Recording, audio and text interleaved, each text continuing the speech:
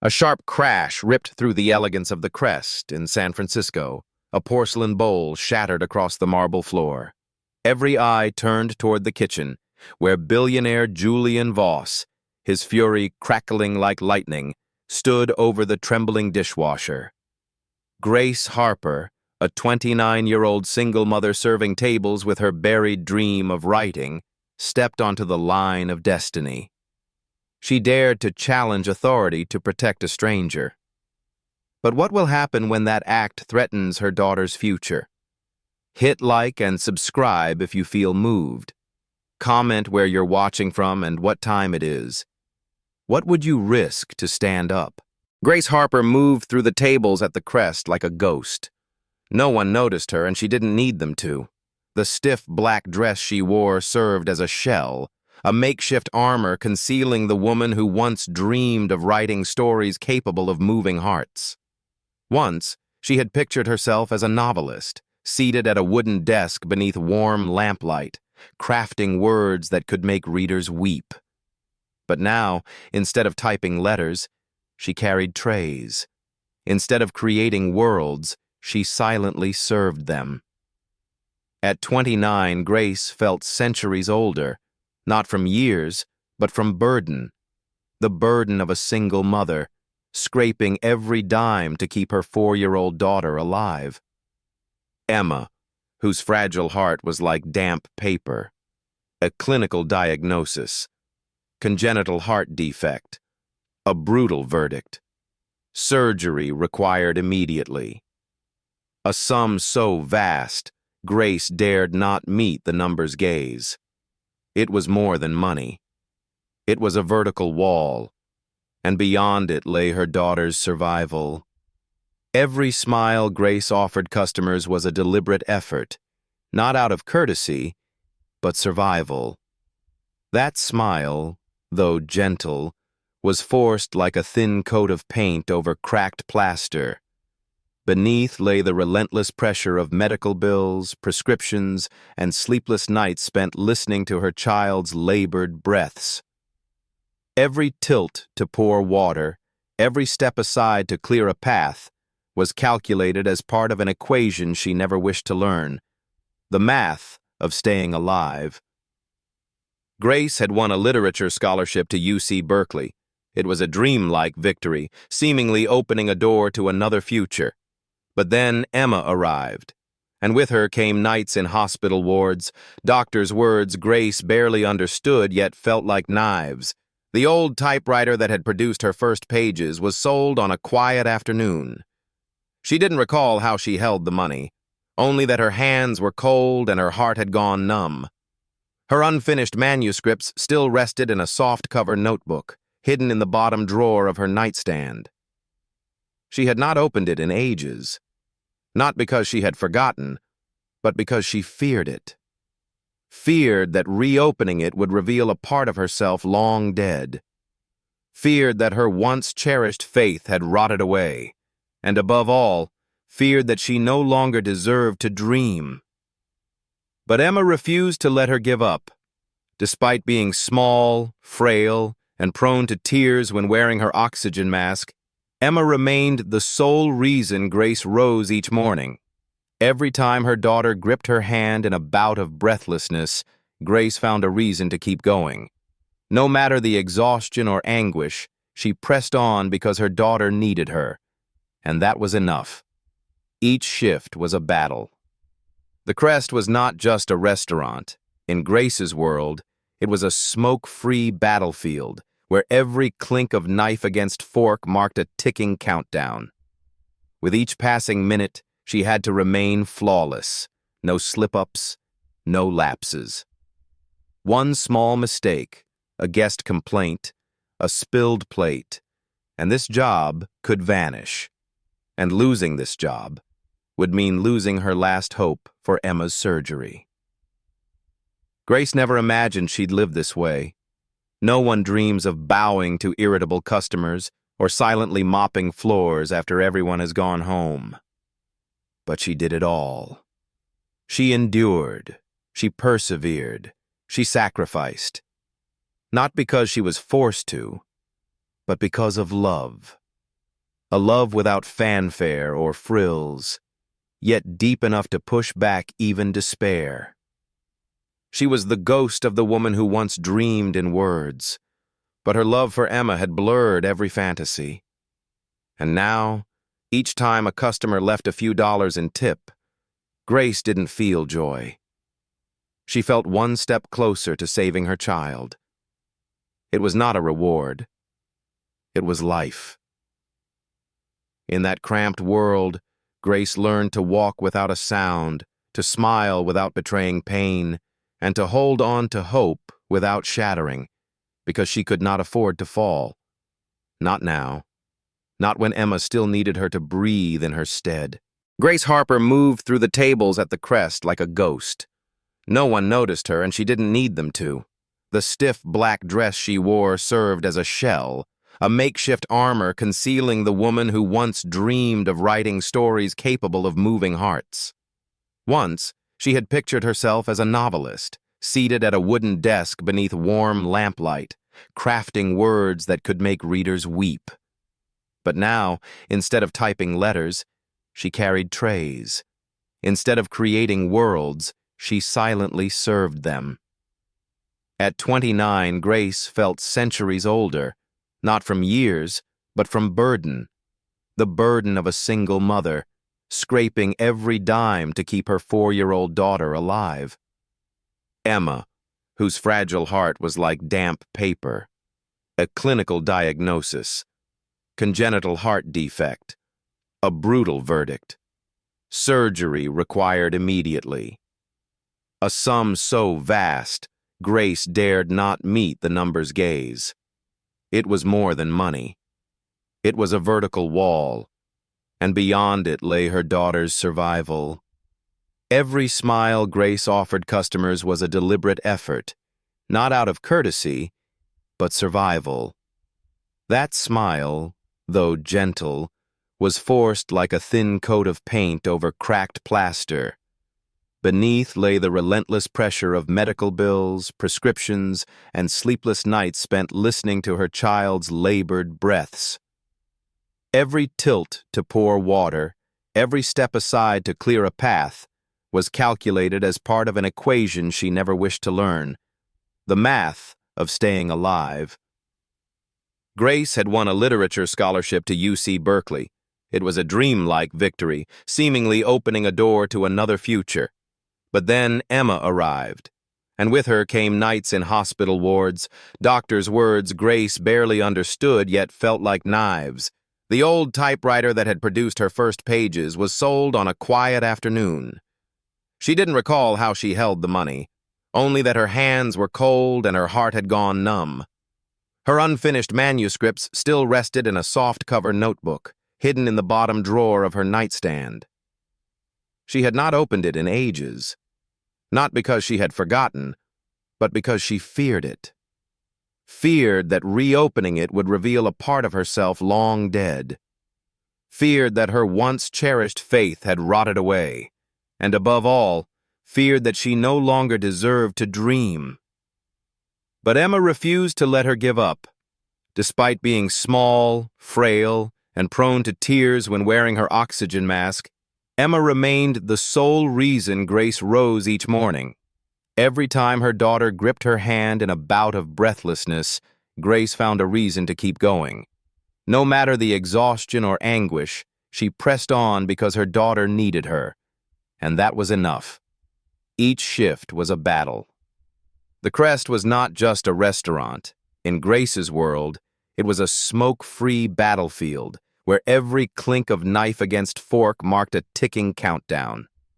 With each passing minute, she had to remain flawless. No slip-ups, no lapses.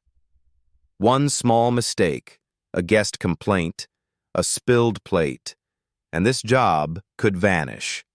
And losing this job would mean losing her last hope for Emma's surgery.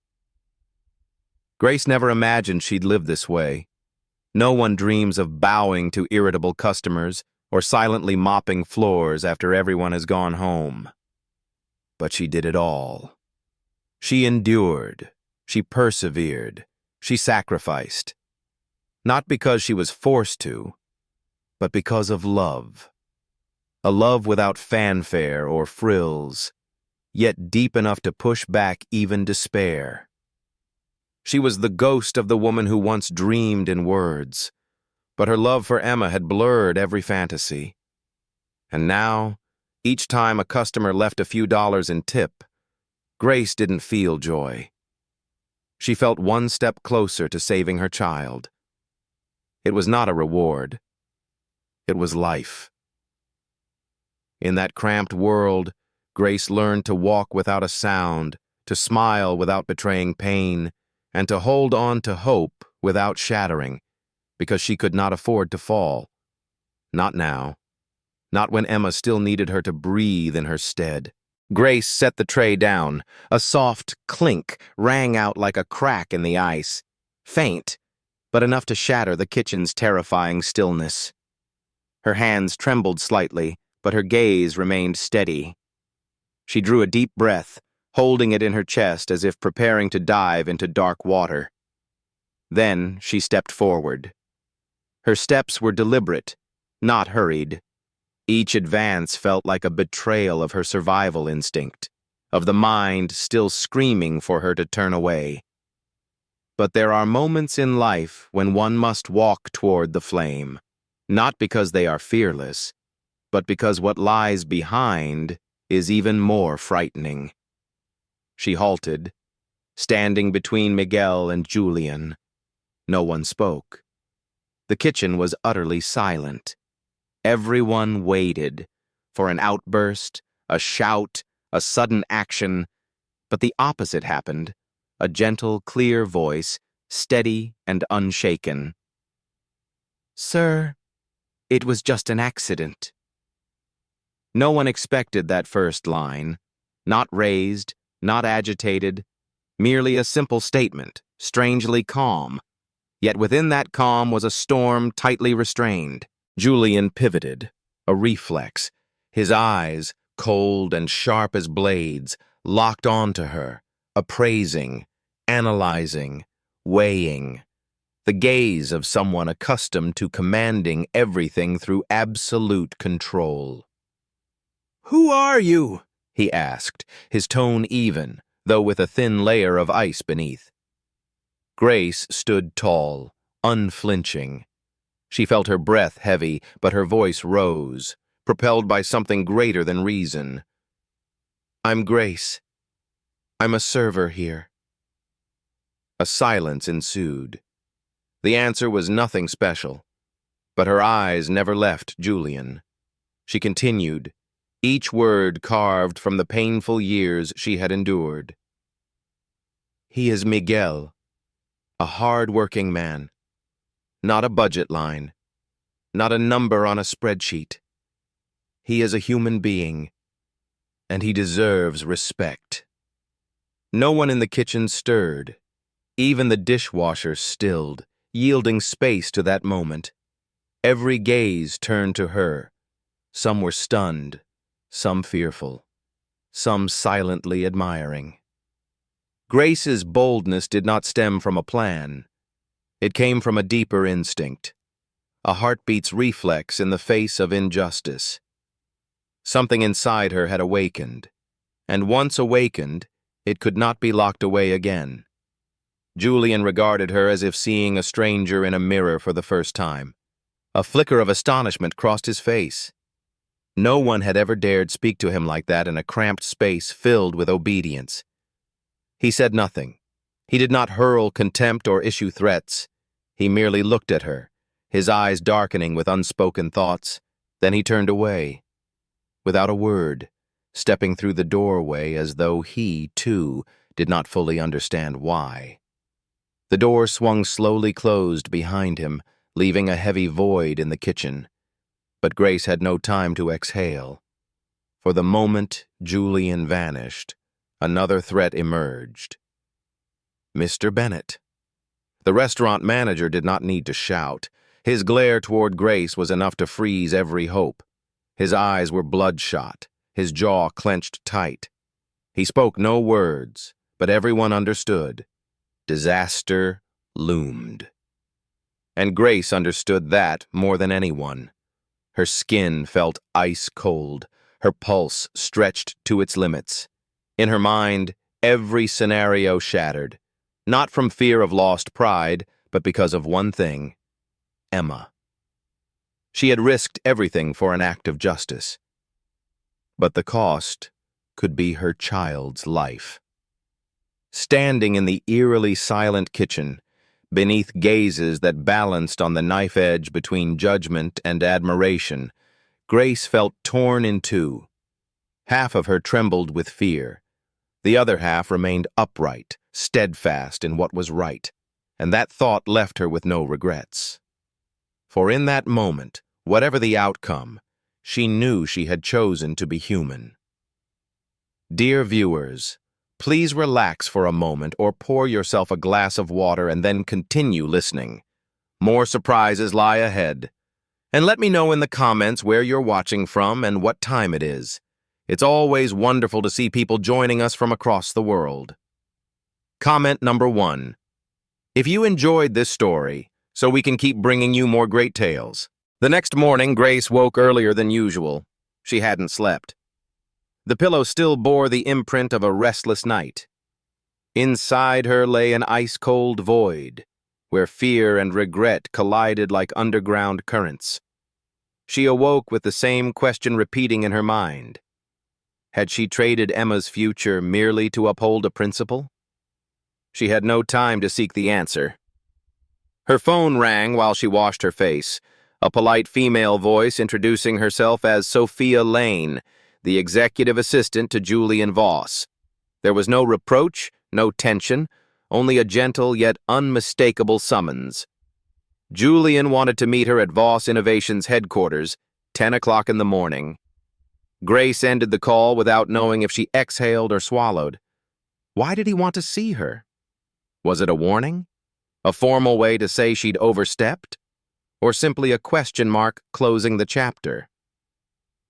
When she arrived, Voss's headquarters rose like a colossal glass monolith, soaring high, reflecting the city at its feet.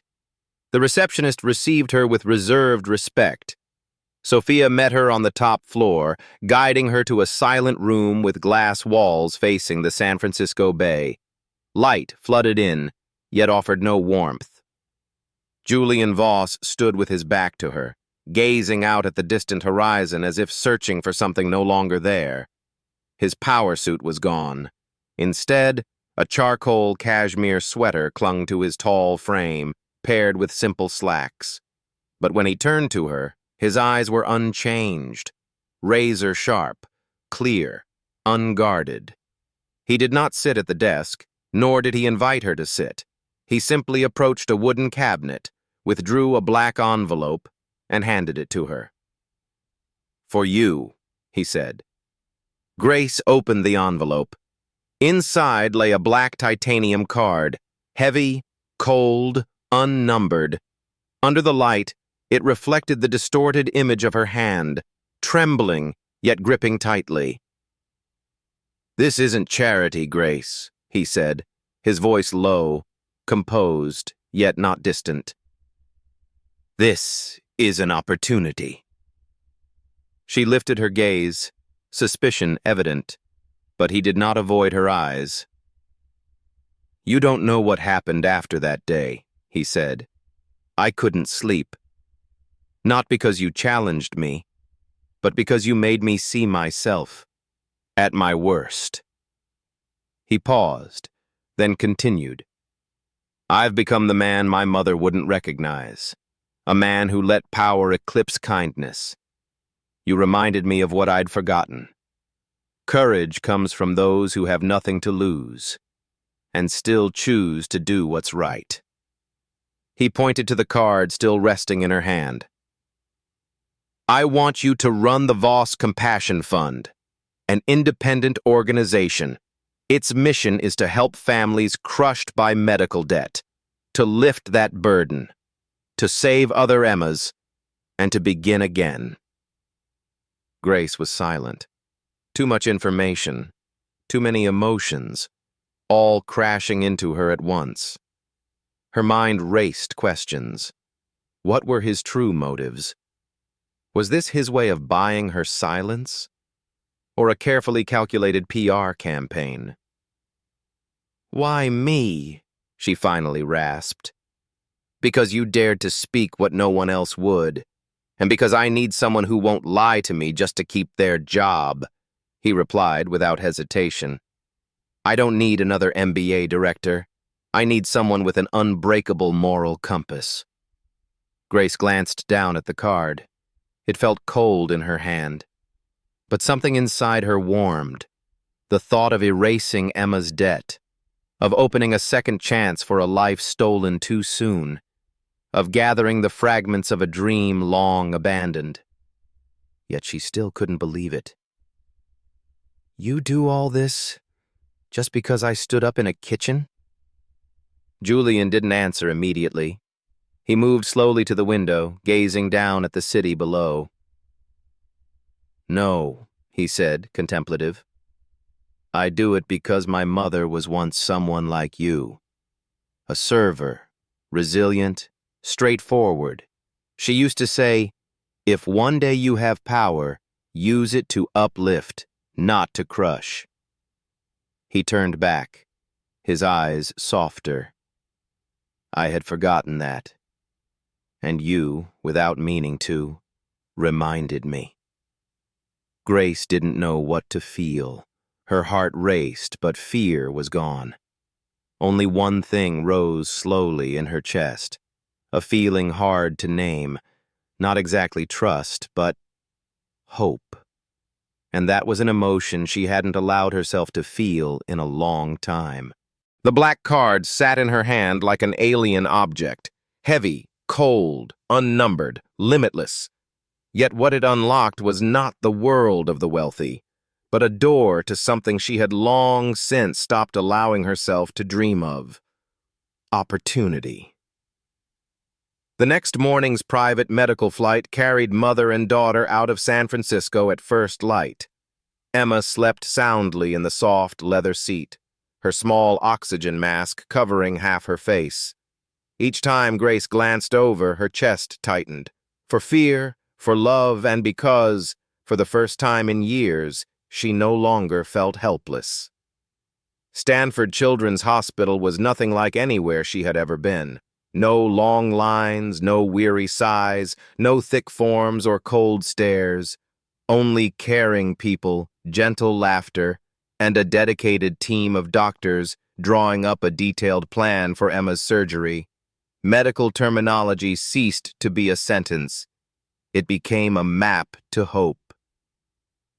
In the pristine waiting room, Grace sat quietly, hands clasped around a still warm cup of coffee. Tears fell silently like streams through a forest. But this time, she did not cry from despair. She cried because she was feeling something almost alien: hope. After settling Emma's paperwork, she stepped into the corridor and pulled out her phone. Her finger trembled as she dialed, but this time not from fear. From knowing that what she was about to do could return to someone what had been stolen from them. When Miguel answered, his voice was as low and cautious as ever. But upon hearing Grace's invitation, offering him the manager's role at a new restaurant supported by the fund, with a salary that would allow him to live with dignity, plus a gift of covering his wife's relocation from Guatemala to join him in the U.S., he was silent for a long moment. No stifled sobs, no hurried thanks, just a deeply moving silence, where gratitude so profound rendered words unnecessary. "I remember seeing you stoop to gather each shard of porcelain, yet you still offered Emma candy," Grace whispered, her voice catching. "This is how I return the dignity you never should have lost." Days later, she and Emma moved into a small apartment in Sausalito, not ostentatious, but filled with light and peace. The large glass doors opened onto a boundless blue sky, and in that space, in the little room she had chosen as her study, awaited a surprise. On the simple oak desk by the window stood a vintage typewriter, gleaming, refined, its round keys like piano notes waiting to be played. Beneath it lay a small slip of paper, inscribed in neat script, "The scent of ink and the power to dream, to remind you of the voice you once held silent." No signature, but she knew whose it was. Grace stood before the typewriter for a long time. Her fingers brushed each key as if awakening a sleeping memory. An ancient scent. Ink, paper, metal, flooded back, achingly familiar. She couldn't remember when she'd stopped writing. Perhaps the night Emma first struggled for breath, or the day she sold the old typewriter to pay for medication. Now, there was no order bell, no tray of cold coffee, no grease-slicked kitchen floor. Only her. And the words. She did not write to escape. She did not write to prove anything. She wrote because, for the first time in years, she felt she still had something to say. Her fingers pressed the keys, each word appearing like the heartbeat of a life reborn. She wrote about the Crest's kitchen, about the crash of broken porcelain, about the dishwasher's eyes, about the small act of courage that set into motion a chain of extraordinary events. She wrote about herself, not as a survivor, but as someone learning to live again. Grace Harper stepped into the Voss Innovations headquarters, no longer as a server carrying coffee trays through a scorching kitchen. She entered as the director of the Voss Compassion Fund, a role without gilded desks or gleaming nameplates, but one demanding a heart that listens and eyes that see the people hidden behind dry medical debts. She did not change the world in a single day, but each day she helped mend the broken pieces of dozens of lives. She and Julian, once standing at opposite ends, were now silent allies. They needed few words. They only needed to look in one direction, toward the families struggling, toward the children who dreamed in silence, toward the adults who believed hope was only for the wealthy. Grace did more than sign papers. She sat with a single mother in the clinic, holding her hand as the doctor spoke of open-heart surgery. She submitted aid applications for an elderly couple caring for grandchildren after a car accident.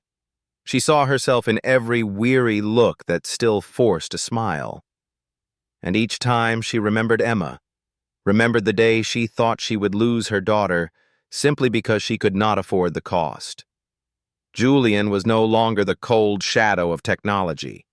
He learned to step back, to listen more and speak less. And when he saw Grace at work, he realized that true power did not lie in bank accounts or stock ticker lines.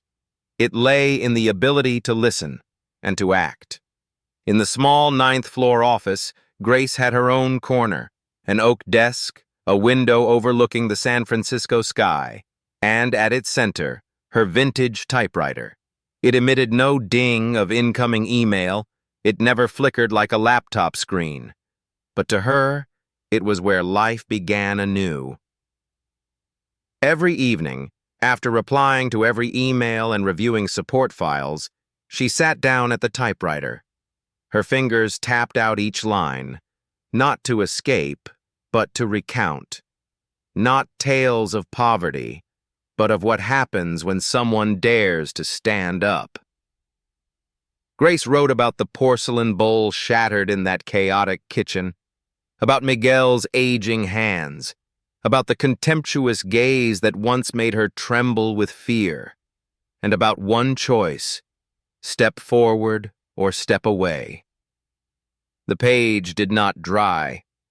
It absorbed sweat and tears, but each word was a reminder that no matter who you are, no matter where you come from, you can be the starting point for a chain of change greater than you ever imagined. Emma is still recovering. Each morning, she wakes with bright, sparkling eyes, uttering innocent words about the angel who placed the dream on the airplane.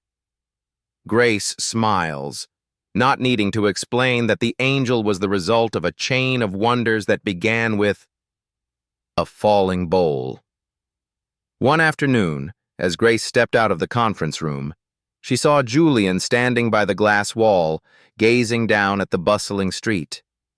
The coldness was gone. There was only a man, silent, and for the first time seemingly relieved. He turned to her, spoke nothing, only nodded. And in that look, Grace understood. Sometimes, forgiveness needs no apology.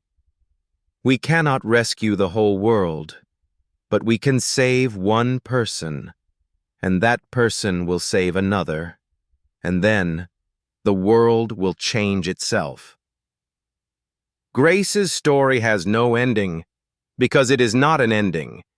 It is a beginning for those who once believed they were undeserving of help, a beginning for hearts once locked tight by pain.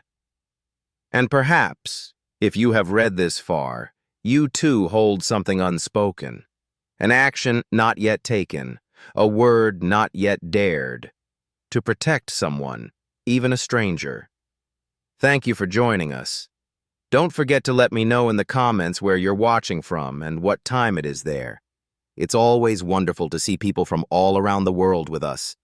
Comment number 1 if you enjoyed this story, so we can continue bringing you more great tales.